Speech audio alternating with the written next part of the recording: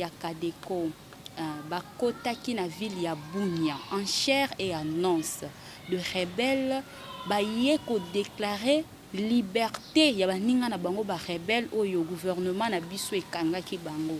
Et chose grave eza batu oyo biso population to lukaka. Tomona bango toyeba bango pe toyeba gouvernement na biso ekosala nini un jour ce qui est bango. Mais à notre grande surprise, gouvernement Nabiso est libéré ba confrère na bango. Gouvernement Nabiso et tindi ba soldat Nabiso ba accompagner ba rebelle wana tina 10 km à Bunia. La polémique n'a jamais construit le Congo, mais malheureusement c'est ce qu'on a depuis l'indépendance. Et nous continuons à dire en tant que société civile que les tenants de cette coalition doivent sortir de la polémique, de la distraction, pour avoir une coalition qui soit stable. Le dynamisme de la société civile continue de souffrir d'une certaine faiblesse telle que le pouvoir actuel ou l'opposition. Bon, il faut reconnaître que les choses se sont beaucoup améliorées. C'est vrai qu'il y a des efforts qui sont en cours depuis longtemps, mais il faut reconnaître que les choses ont beaucoup évolué. Aujourd'hui, les pressions que les organisations de la société civile subissaient quelquefois, pas toujours mais parfois, ou les arrestations dont on était soumis de temps en temps ont tendance à aller à la baisse aujourd'hui. Il y a une certaine régression. Chers internautes, bonjour, bonsoir, selon l'heure que vous nous avez reçu chez vous. Nous vous saluons, vous n'êtes pas trompés, vous êtes sur Congo Suisse TV avec votre émission encore et toujours l'oreille d'un disciple, dont votre humble servante Anne Servadi a reçu pour vous Monsieur Richie Lonzulungu, secrétaire exécutif de la Haute Académie de la Société Civile, ASCO en sigle, comme vous le saviez. Et avec Monsieur Richie, nous allons parler de beaucoup de points sur le plan politique, tout ce qui se passe dans notre pays, surtout vous qui êtes ailleurs,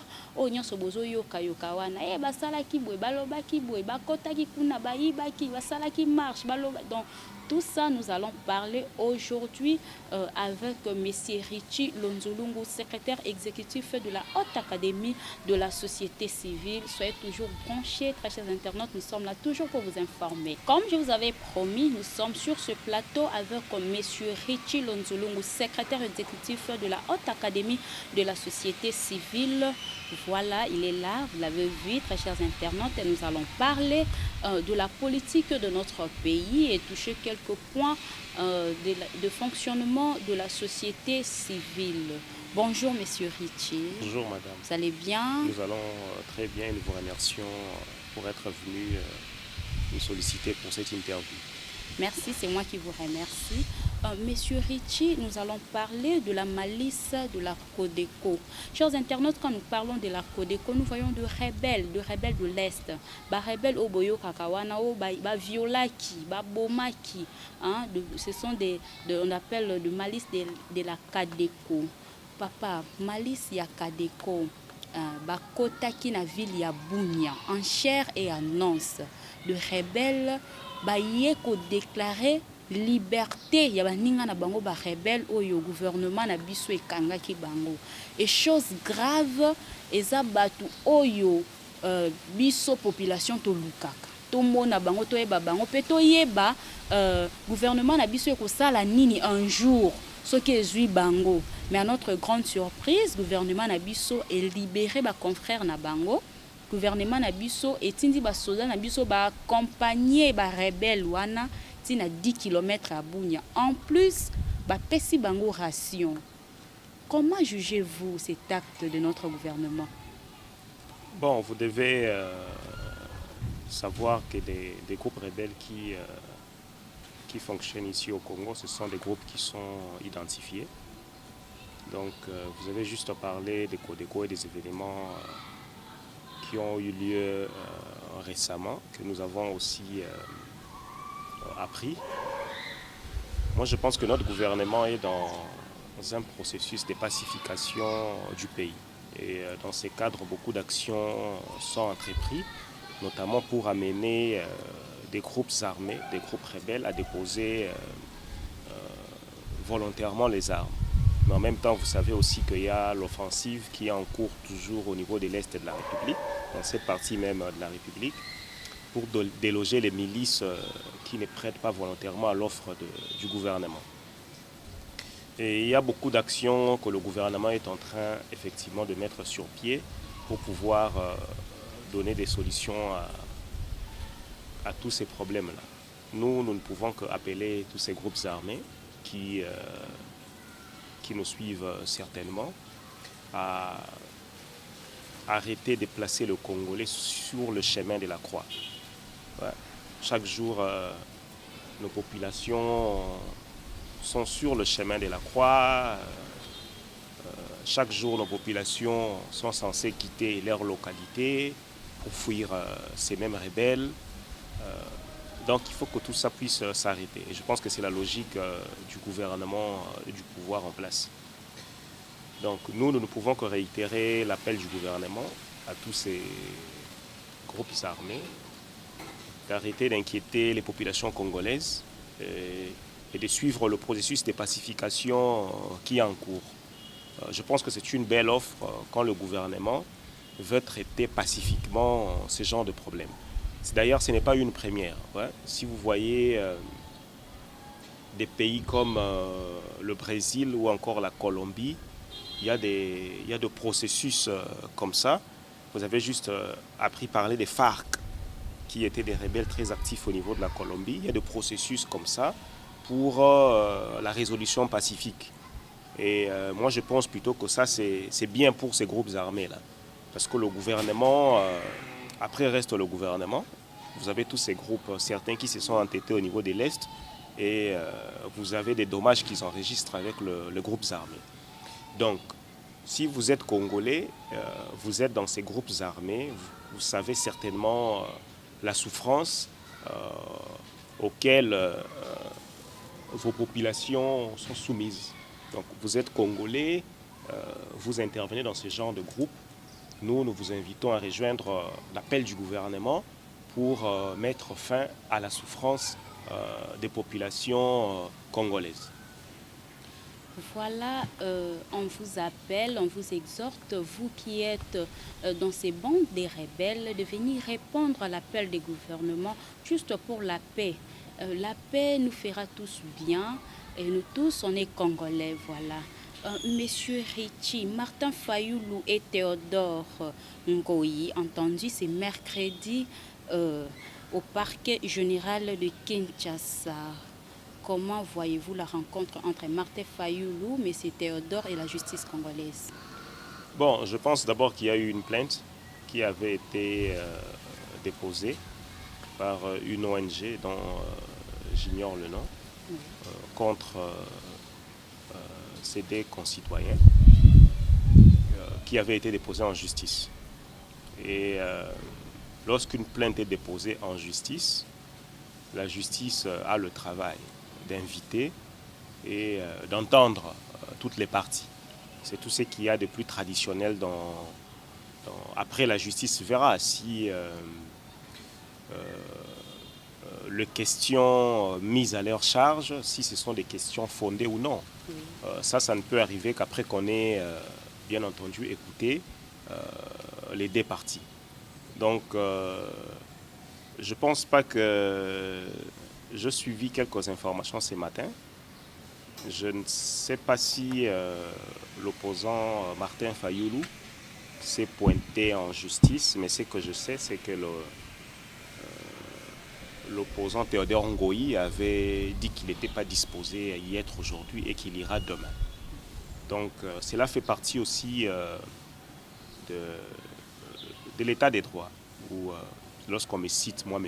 Richie, j'y vais calmement, tout en espérant que la justice soit une justice objective, tout en espérant que la justice ne soit pas dans des infinités ou des influences politiciennes.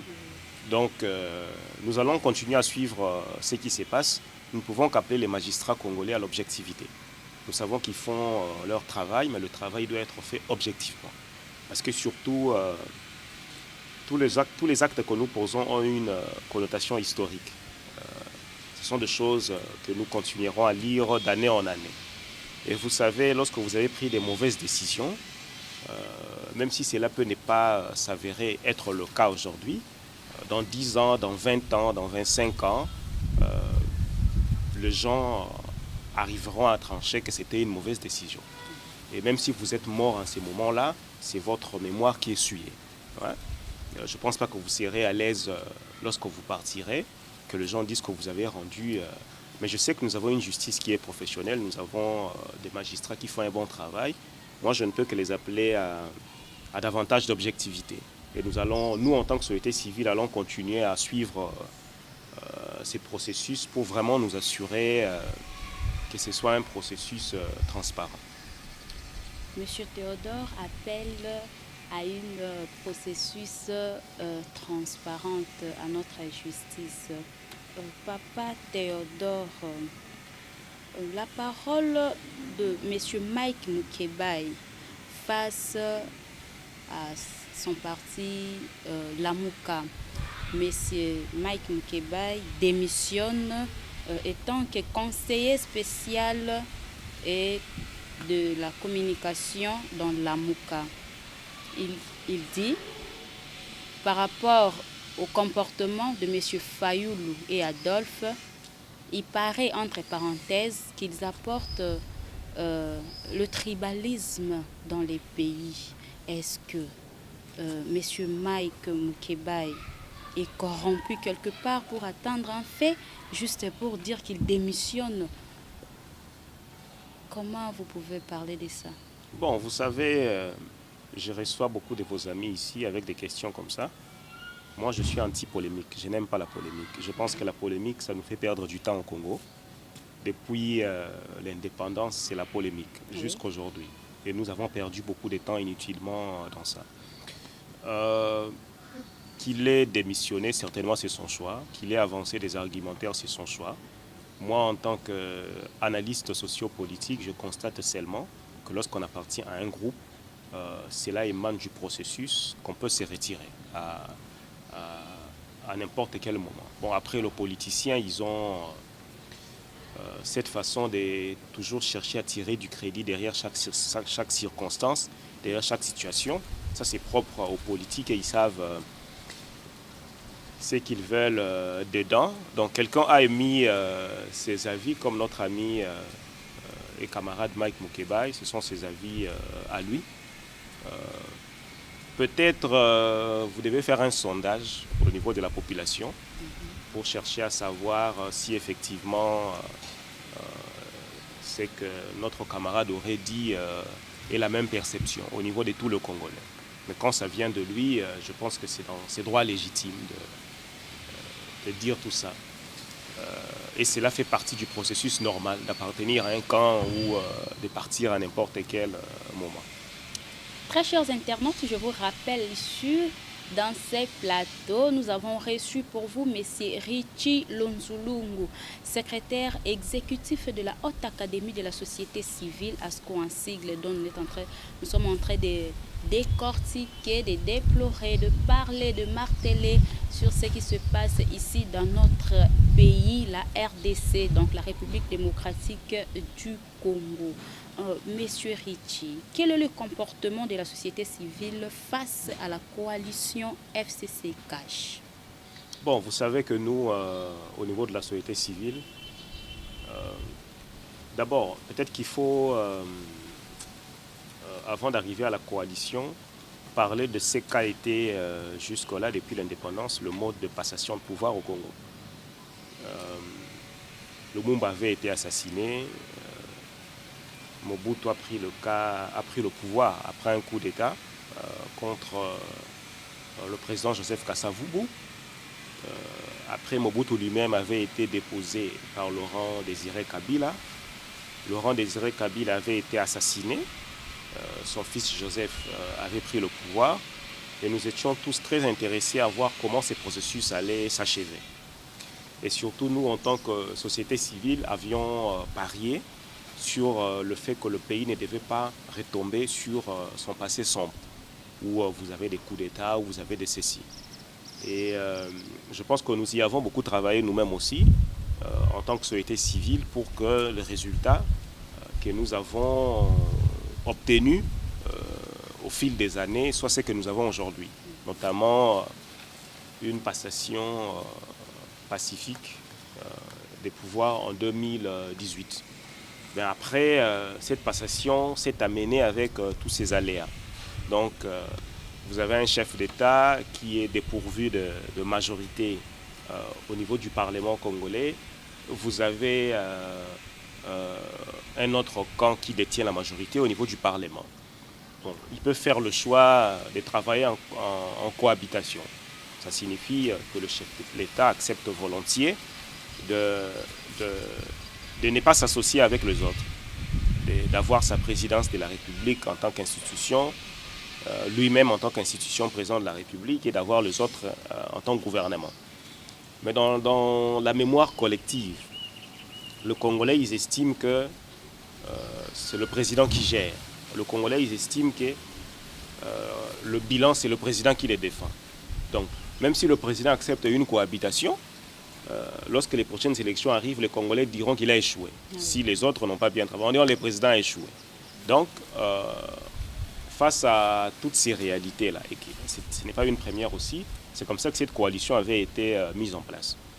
Si vous voulez connaître notre position, nous estimons, nous considérons le processus politique en cours au Congo comme une transition et qui doit aboutir à 2023.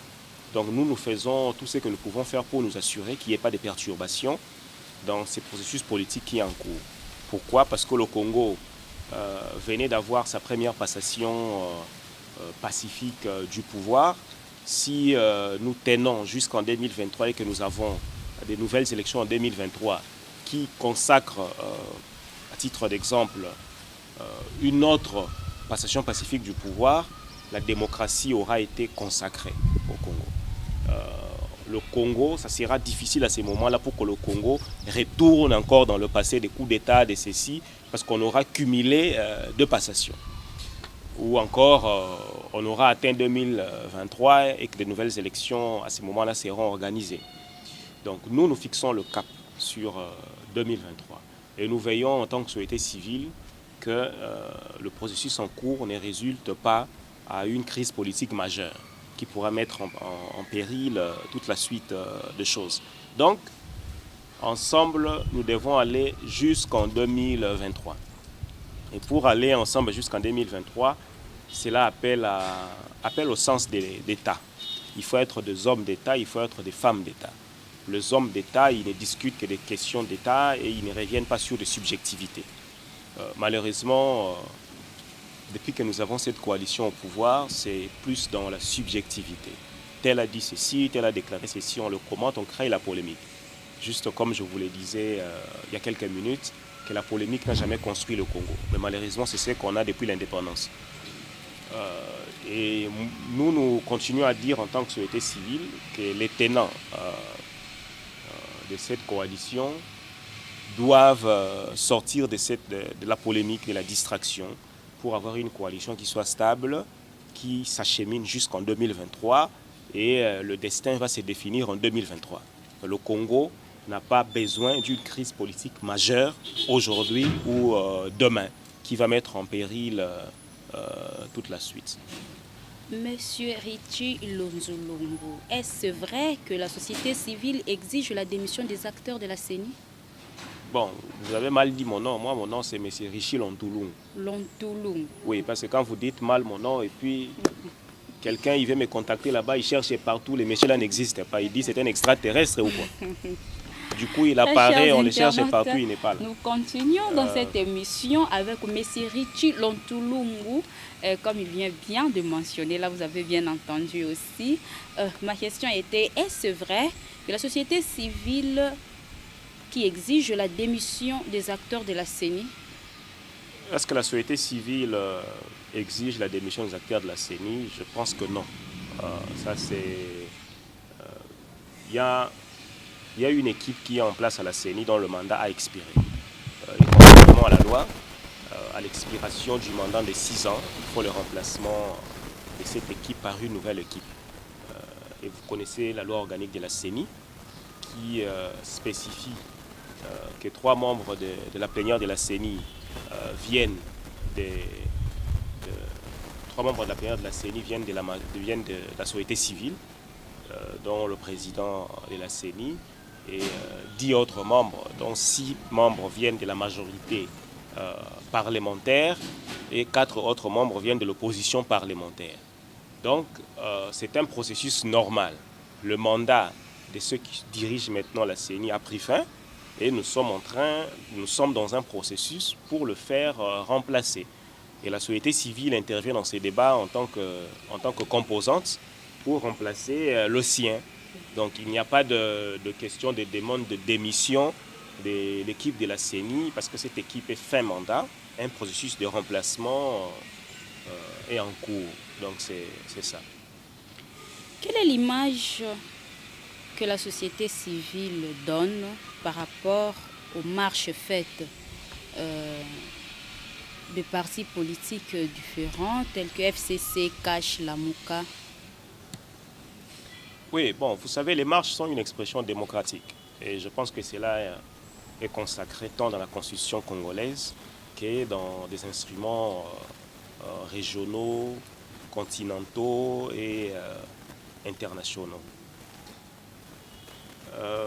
En démocratie, les marches sont inévitables. Il y a plusieurs outils de plaidoyer en démocratie et le marche, ça fait juste partie de ces outils de plaidoyer. Tout comme vous avez aussi des déclarations politiques, tout comme vous avez aussi ceci, ce sont des outils de plaidoyer. Pourquoi les gens ils font des marches? Ils veulent faire passer un message spécifique. Bon, mais il faut dire que lorsqu'on amène la population à la rue, il faut vraiment s'assurer que vous les amenez pour leur intérêt et non pour les intérêts des leaders politiques ou encore des intérêts individuels. Parce que vous savez, parfois dans la politique congolaise, il y a beaucoup de personnification. Parce qu'on m'a insulté, je monte mes gens, on descend dans la rue et puis on fait du bruit. Et puis on rentre. Et puis quand on pose la question, pourquoi vous êtes descendu dans la rue, non, bah, finalement, l'idée est riche.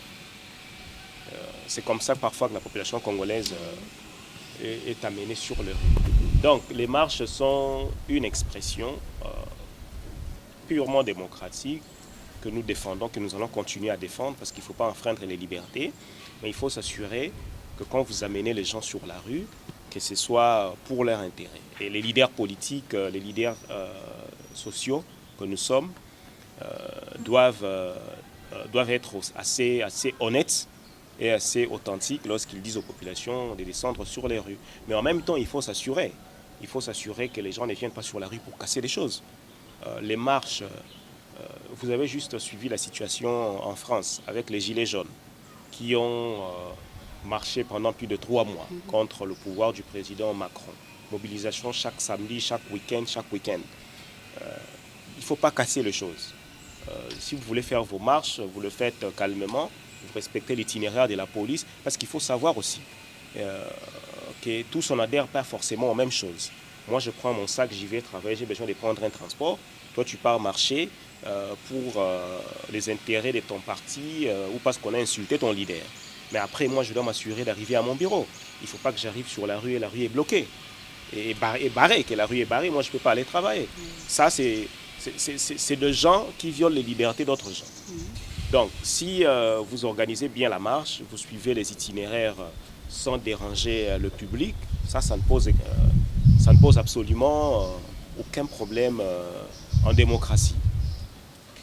Nous avons des marches ici au Congo qui ont été dites marches pacifiques et qui se sont résumées par des dommages après. C'est vrai, par la suite, les responsabilités peuvent être partagées. Qui a fait quoi en tant que policier, qui a fait quoi en tant que marcheur. Mais vous qui organisez les marches, vous avez la responsabilité absolue de vous assurer que vos gens soient des gens disciplinés. D'ailleurs, vous savez, dans d'autres pays, sous d'autres cieux, lorsque vous envoyez des gens dans la rue et qu'il y a des dommages, c'est le parti qui paye. C'est l'organisation qui paye. Donc moi, lorsque je décide d'amener des Congolais sur la rue et qu'il y a des dommages, on a cassé des maisons de gens, on a cassé les véhicules des gens, c'est à nous de payer. Je pense qu'au Congo, Nous devons aussi introduire une loi comme ça, hein, c'est un plaidoyer qu'on doit faire, introduire une loi comme ça pour nous assurer que les gens n'amènent pas des masses sur la rue pour déborder. S'ils n'amènent pas les marches pour faire les gens sur la rue, pour casser, pour faire n'importe quoi, ils sont totalement dans leur droit de faire des marches. Est-ce que toutes ces marches ici apportaient quelque chose, un changement quelconque? Bon, cela dépend des objectifs des organisateurs. Ils organisent les marches avec quel objectif? Si moi j'organisais une marche pour que le prix du sel sur le marché baisse, il faut maintenant me poser la question, M. Richie, est-ce que le prix du sel sur le marché a baissé? Je vais vous dire, non, on vendait 1 kg à 500, maintenant on vend à 400. Donc j'ai réussi. Donc moi je ne peux que vous renvoyer auprès de toutes ces organisations-là, auteurs de marche, pour leur poser la question si les résultats sont escomptés. Ouais, ça dépend vraiment des objectifs spécifiques des uns et des autres. Vraiment.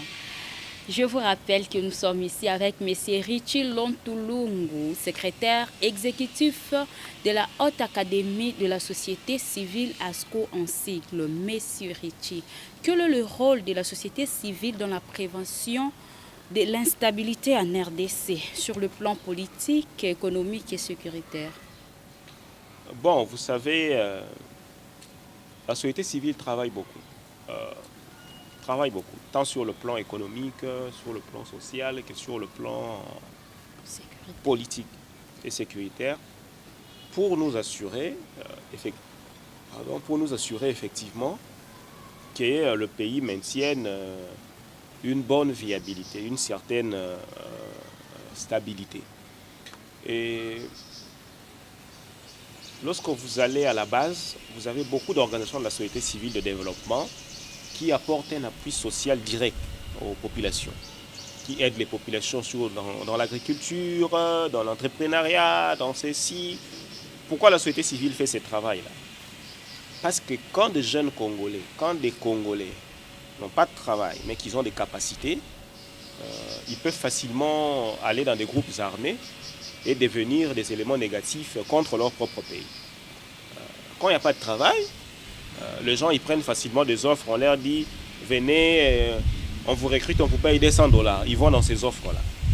Donc les organisations de la société civile sont très impliquées sur le plan économique, parce que si l'économie de la RDC est forte, si le social est stable du pays, de moins en moins les Congolais seront tentés d'aller dans des groupes négatifs et de comploter contre leur propre pays. Et quand ils complotent contre son propre pays, il se rend compte qu'il est en train, il doit en même temps se rendre compte qu'il est en train de marcher sur la mémoire de ses ancêtres. Parce que ces pays, ça ne date pas d'aujourd'hui. Ouais. Moi, j'aime toujours parler du Congo éternel. Parce que le Congo, c'est des siècles, c'est des millénaires. Nous ne sommes pas les premiers occupants du Congo. Oui. Mais il faut toujours se poser la question, ceux qui sont passés avant nous, qu'est-ce qu'ils ont fait pour nous léguer ces pays entiers? Et quelle est la responsabilité historique que nous avons en tant que Congolais déléguer ce pays aux générations à venir tel qu'on nous l'a légué, mais dans un format développé? Ça, c'est une matière à réflexion. Parce que nos ancêtres n'ont pas eu le temps de mieux planifier nos avenirs. Pourquoi? Ils avaient certainement des ambitions, ils avaient certainement des rêves, mais la colonisation était venue. Il y a d'abord eu la traite des Noirs, où on te prend, on t'enlève, on t'amène en Asie, on t'amène en Europe. Après, il y a eu la colonisation qui est venue.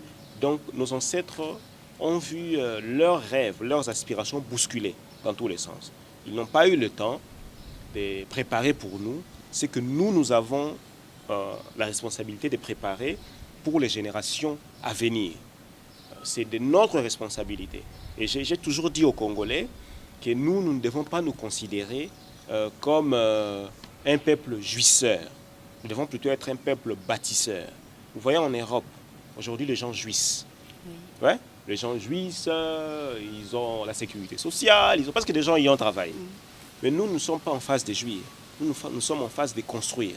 Hein? Il faut être un peuple qui construit plutôt qu'un peuple qui jouit. Parce qu'en étant un peuple qui jouit, Aussi longtemps que vous n'avez rien aussi, alors vous tournez vers des groupes armés, vous dérangez votre propre pays. Donc, sécuritairement, la société civile travaille beaucoup. Il y a des jeunes gens qui sont sensibilisés pour ne pas rejoindre ces groupes armés. Il y a beaucoup d'initiatives qui sont mises sur terrain pour les occuper autrement. Vous avez des centres de formation entretenus par les organisations de la société civile. Vous avez des coopératives entretenues par les organisations de la société civile. Tout ça pour vous assurer que la population soit occupée à autre chose. Et politiquement, effectivement, il y a un grand travail qui est fait aussi dans le cadre des bons offices, des médiations. Il faut à chaque fois parler avec les politiques, il faut à chaque fois les sensibiliser. Ouais? Comme là, nous venons de vous dire que nous ne voulons pas qu'il y ait des perturbations dans ces processus politiques. Il faut que ça aille jusqu'en 2023. Et ça, c'est un grand travail. Donc, fréquemment, les acteurs de la société civile que nous sommes rencontrons des acteurs politiques, les discutons avec eux. Certainement, vous n'entendez pas parler de tout ce qui se passe, tout ce qui est fait, allais-je dire, simplement parce que vous avez deux manières de faire les choses. Soit vous allez rencontrer quelqu'un, vous lui dites vous êtes un problème, vous devez cesser d'être un problème, vous devez aider le pays à avancer, à aller de l'avant, et vous rentrez. Et après, la population voit un changement. La population commence à se dire, ah, comment M. Richie a du coup changé comme ça? Il n'est plus le mauvais gars qu'on connaissait, maintenant il est autre. Oui. Ça, c'est une manière de faire. Une autre manière de faire, vous allez dans les médias, vous dites, M. Richie, c'est un mauvais, il est ceci, il est cela, il bloque ce pays, il fait cela. Quand vous faites ça, ce que vous obtenez comme résultat, vous endurcissez davantage le cœur de M. Richie, parce qu'il se sent en insécurité. Oui. À ce moment-là, M. Richie s'est dit, il faut que je sois sur mes gardes, pour que les gens ne viennent pas me prendre. Parce que quand vous dénoncez publiquement des gens, vous les livrez aussi à la sanction populaire. Donc les gens peuvent venir chez moi ici, ils cassent, ils me cherchent, ils me mettent sur... ils me pendent peut-être, ou bien ils me font tout ce qu'ils peuvent me faire. Pour éviter ça, je vais certainement aller jusque dans un coin et puis je vais me cacher. Je serai plus dur que vous l'imaginez. Mais si vous venez vers moi, il faut me parler. Vous sortez, vous ne faites pas de bruit sur ça. Ça me donne le temps de réfléchir et puis d'agir autrement. Et les gens, ils voient seulement que je change. Donc il y a beaucoup d'actions qui sont menées par la société civile, l'action des délégations dans ce sens-là. Très chers internautes, vous avez bien entendu la réponse de M. Richie Lontulungu qui a répondu favorablement vraiment par rapport à la société civile, le fonctionnement de la société civile sur le plan politique, social, économique, sécuritaire. Vous avez bien noté, j'espère, M. Richie, est-ce que les dynamismes de la société civile continuent de souffrir d'une certaine faiblesse telle que le pouvoir actuel ou l'opposition? Bon, il faut reconnaître que les choses se sont beaucoup améliorées. C'est vrai qu'il y a des efforts qui sont en cours depuis longtemps, mais il faut reconnaître que les choses ont beaucoup évolué. Aujourd'hui, les pressions que les organisations de la société civile subissaient quelquefois, pas toujours mais parfois, ou les arrestations dont on était soumis de temps en temps ont tendance à aller à la baisse aujourd'hui. Il y a une certaine régression et nous trouvons ça beaucoup plus positif parce que la société civile ne peut pas être très dynamique s'il y a de l'ombrage, si on la bouscule. La société civile doit travailler calmement, faire calmement son travail, ce qui n'est pas toujours facile. Mais il y a un très bon dynamisme qui est en cours. Les organisations travaillent beaucoup. C'est vrai que la société civile, souvent lorsque les gens ils parlent de la société civile, ils voient que la société civile a un certain niveau. Ils voient la société civile qui passe à la télévision, qui parle comme M. Richie vous parle maintenant. Mais ça, c'est juste un niveau de la société civile. La société civile, elle est organisée à 3 niveaux. Vous avez ce que nous appelons des organisations de base, qui sont des ONG, des ASBL, des syndicats, tout ça, qui sont des milliers répartis à travers la République, qui font le travail à la base. Et lorsque vous allez à la base, vous voyez vraiment que c'est très dynamique. Les gens sont très engagés sur terrain. Après ce niveau d'organisation de base, vous avez ce que nous appelons les réseaux de la société civile.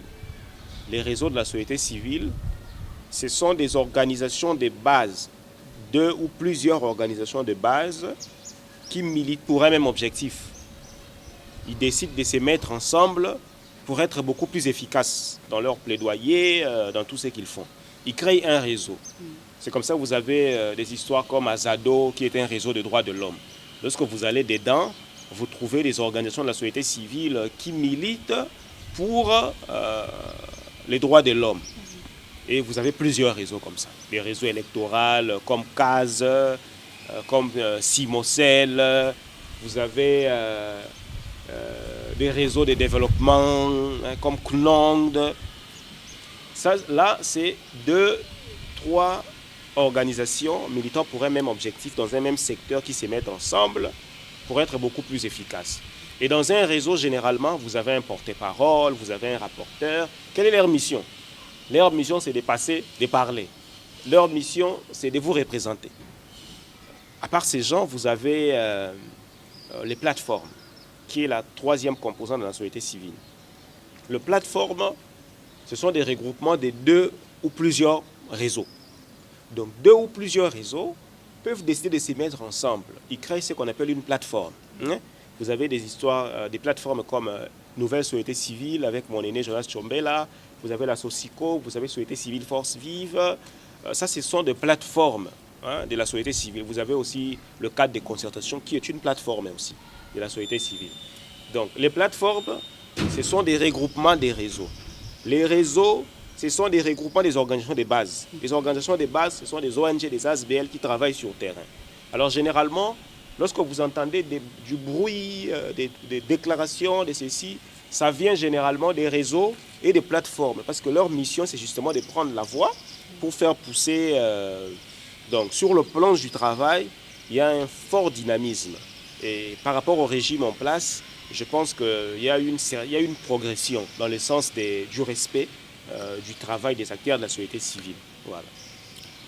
Monsieur Ricci, avez-vous déjà entendu que l'Église catholique complète les travaux de la société civile? Bon, je ne sais pas ce que vous voulez dire par l'Église catholique. L'Église catholique fait partie de la société civile. Ah bon? L'Église catholique fait partie, est dans la composante confession religieuse, qui est une des composantes de la société civile. Dans la société civile, vous avez des composantes.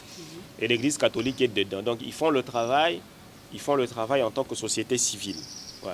Mais c'est vrai qu'il y a un débat là-dessus, parce que j'ai suivi dernièrement un homme de Dieu qui disait que nous, en tant que religieux, nous ne nous considérons pas comme société civile.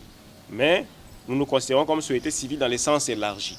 Effectivement, parce que lorsque nous étions en 2001,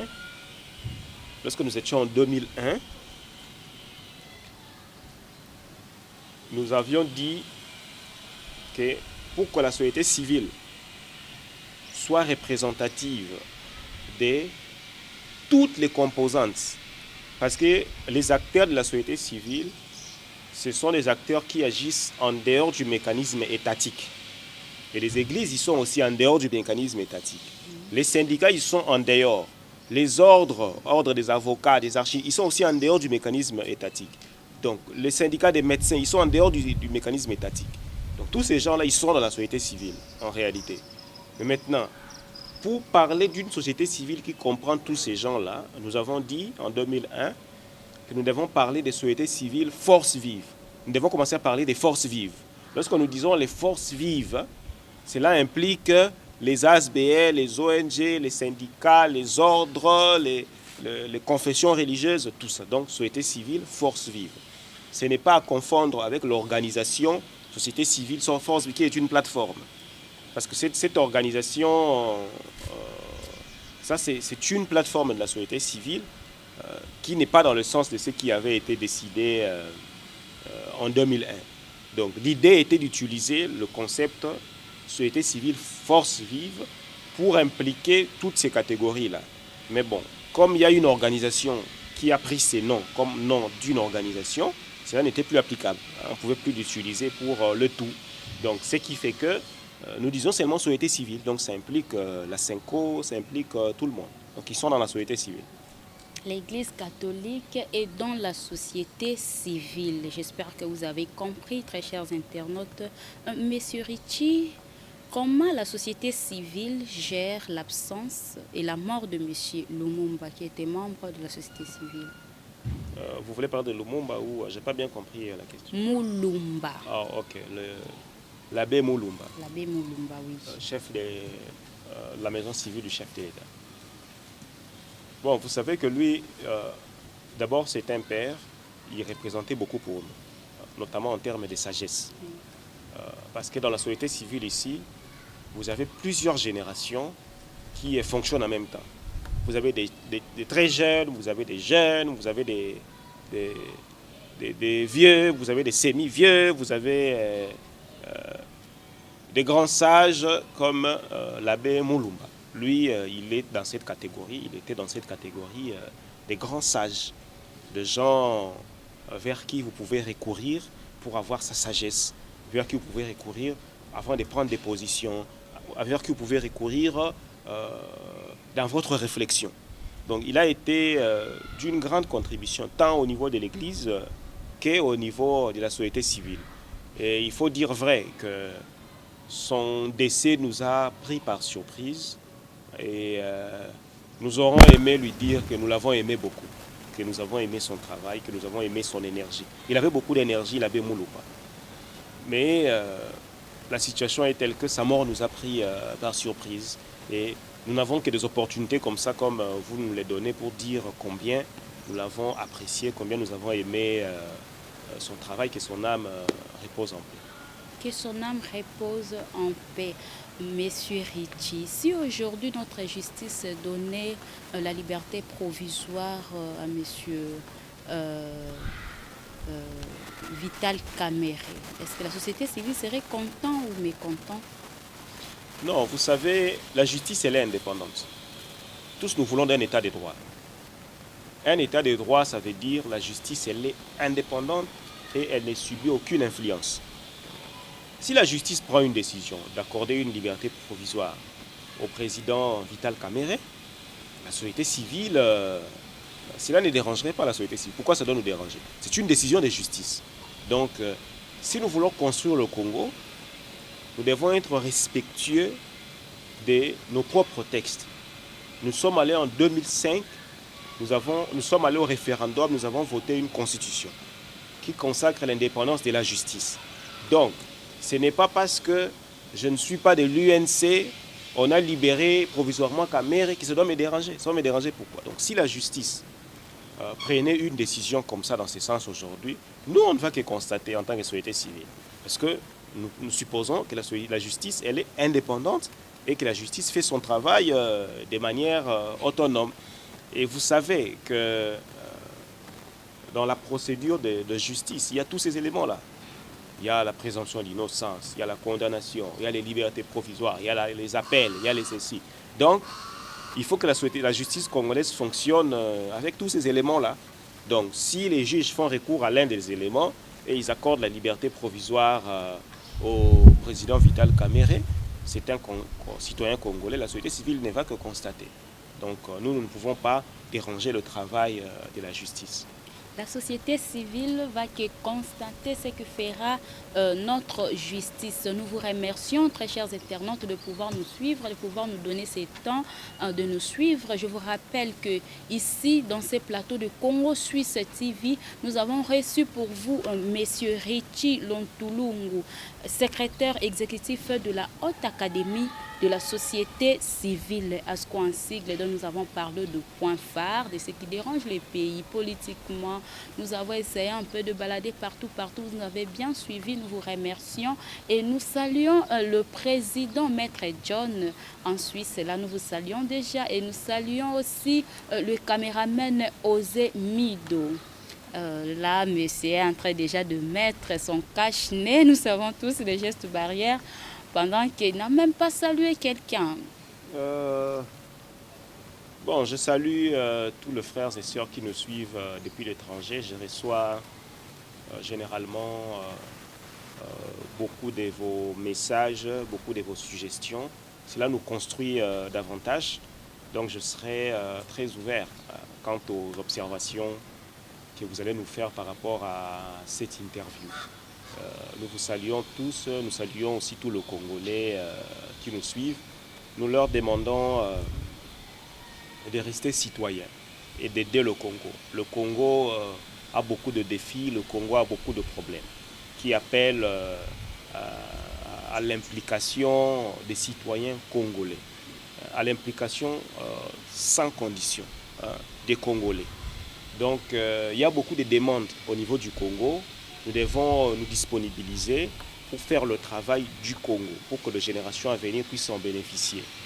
D'ailleurs, généralement, nous entendons ici, moi, je ne ferai pas ceci pour le pays. Ça, c'est vraiment des actes antipatrie. Vous devez aimer votre pays, vous devez comprendre à quel état le Congo est aujourd'hui, financièrement, économiquement. Nous ne pouvons relever toutes ces situations que si nous nous impliquons. Si je commence par poser des conditions à ma propre nation, ce n'est pas un Belge ou un Français qui va venir faire ce que moi je peux faire pour le Congo. Donc, nous vous saluons tous. Nous vous saluons, aimons tous notre pays, la République démocratique du Congo. Et moi, je retenu ici que soyons plutôt de travailleurs. Nous allons jouir après le travail. Nous vous disons au revoir et nous saluons notre caméraman Osé Mido et toute l'équipe technique de Congo Suisse TV. Bonjour à vous, au revoir.